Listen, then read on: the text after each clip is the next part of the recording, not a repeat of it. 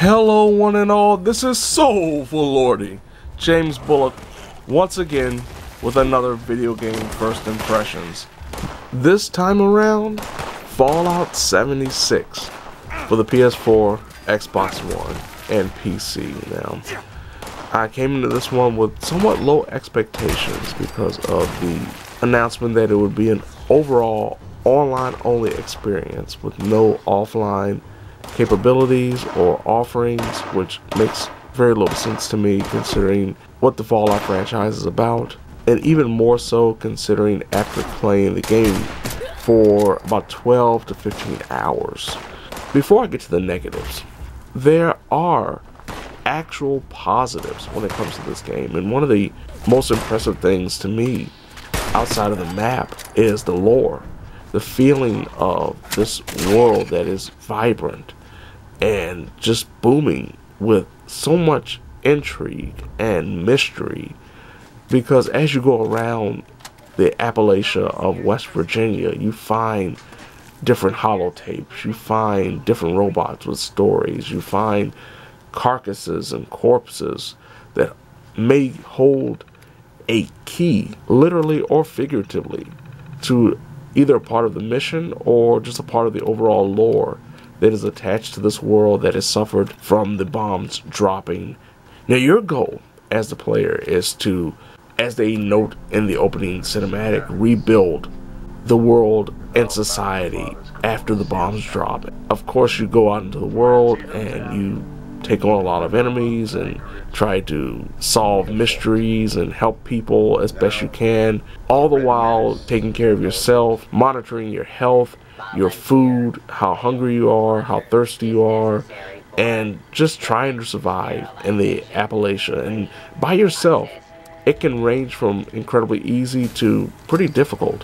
One of the biggest things that I just noted is the thirst and hunger meters as they affect your stamina and your AP. They are things that you have to constantly monitor, and after a while it does get a little tedious, especially if you can't find enough equipment or a spot to boil some water so you can drink something. One of the best things, which I didn't expect to work out as well as it did, is the perk system being based around card packs this time around. Instead of just having a legit skill tree like in Fallout 4, you have randomized card packs that can be switched in and out. I felt that the card packs, which are given to you with each leveling up of your character, was very fair, and didn't feel like it was one of those things that it was neutering my character. Now, there is a store in the game. There is a store where you can buy clothing items and taunts and all that kind of stuff. It's nothing that is going to give you a leg up against the competition, but really there's no need for it because the only competition really is the AI. The AI in this game is really stupid and really smart. The AI is, from a level perspective, very inconsistent. It doesn't matter exactly where you go on the map. There is a chance you will be taking on level 1 enemies at level 10, or you'll be taking on level 50 enemies at level 2. It depends on how the game wants to function, and I've had moments where AI would just stand there and pretty much be targets or run up against me and then stop. They'll run up right in my face and won't do a thing. I've had enemies just continuously spawn. It's really a mixed bag. And then you'll have moments where enemies will just pop out of nowhere while you're running away from other enemies. And there's also this weird reaction time delay when it comes to killing an enemy, where you may shoot them or hit them, and at times they'll even land another shot on you before they fall over, even though you've connected with your fatal blow. Like, I thoroughly enjoy walking around the area, exploring the towns and the world, just like I have done in previous Fallout games. It's probably the most satisfying aspect of the entire experience.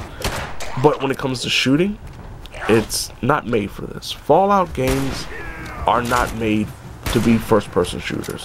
One of the biggest advantages when it came to the Fallout games of the last 2 generations when it comes to shooting in first-person perspective was VATS. And instead of being able to stop time and pick out a good limb you want to target against an enemy, that is now essentially a screen color change from the normal color to green. It doesn't stop time. It doesn't make shooting any better. It's one of those functions that it seemed like they didn't want to fully get rid of, but they didn't know how to modify. When it comes to the narrative, and this is another big issue, I think that the dialogue from the holotapes, I think the story that's being told is done and acted incredibly well. But the way it's executed, it's terrible because of the fact that we know that we're essentially chasing ghosts. They tell you at the beginning of the game that the only survivors are the people that came out of Vault 76. So that means all the characters are dead. All the NPCs are dead. The only living characters are the fellow gamers that are a part of the map. And since the map is so big, it's very rare that you will find people to actually play with, unless you have a dedicated group of friends. And even when you find those people, some of them just don't want to play with you. They want to just play by themselves because it's essentially a Fallout experience where you're so used to playing by yourself and going at your own pace. When it comes to the PvP mode, it's so ham-fisted and unnecessary that you feel bad being a part of it. I felt bad, personally, starting fights with people, no matter if I won or lost. Because, one, it's a no-win situation, essentially. You could win and be a jerk, or you could lose and potentially lose your stuff that you've collected, your supplies that you can use to build things. When it comes to the server, I haven't had too many issues, though I've had the server disconnect me and lose progress. It's terrible. I just wish you could just have that offline functionality. If you get disconnected to the server, they can do an offline mode and you won't lose everything. Graphical glitches have been numerous. Thankfully, I haven't had any real game-breaking glitches, but I've had some moments where I've been utterly confused. One mission where you have to kill a specific enemy, and due to the game featuring you being on a server with other players that are potentially completing the same missions as you, a player, not you, can kill or complete a mission and kill, say, the enemy that you're supposed to kill. And when you get to that enemy, the enemy is already dead. For me, that happened, and I had to continuously restart the game until I found a server where someone hadn't completed that mission. And then I could go and kill that enemy and complete the mission. It's weird because as much as I want to enjoy the game, and I really do, because from even a poor shooting mechanic perspective, I do love, shooting scorched enemies that are at a reasonable level.